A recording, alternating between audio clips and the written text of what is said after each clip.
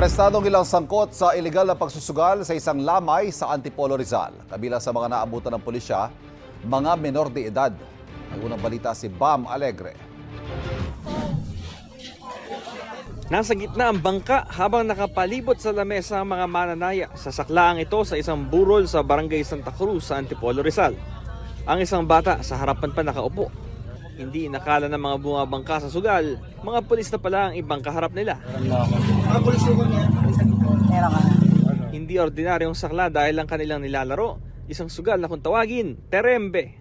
Ang terembe, nilalaro yan by number ang tinatayan mo. Kung ano yung lalabas na number doon sa tinayan mo, kung yung number mo ang lumabas. Hindi naman nagkakalayo yan yun sa yung color game. Nagpulasan ng mga mananaya pero nadampot pa rin ang ilan.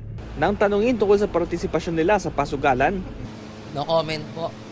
ayon sa pulisya, bawal ang sugal kahit sa mga lamay.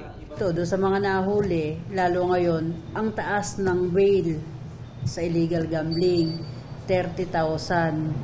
Kaya tinaasan yun nung inamin kasi nga dati ang bail lang yan is 2,000, 3,000, 6,000 maximum. Alam niyo kung sino ba ang nagsusumbong sa ganito?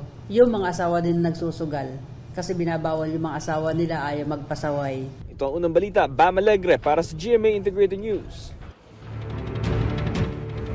Kapuso, para laging una ka sa mga balita, bisitahin at mag-subscribe sa GMA Integrated News sa YouTube. Sa mga kapuso abroad, samahan nyo kami sa GMA Pinoy TV at sa www.gmanews.tv.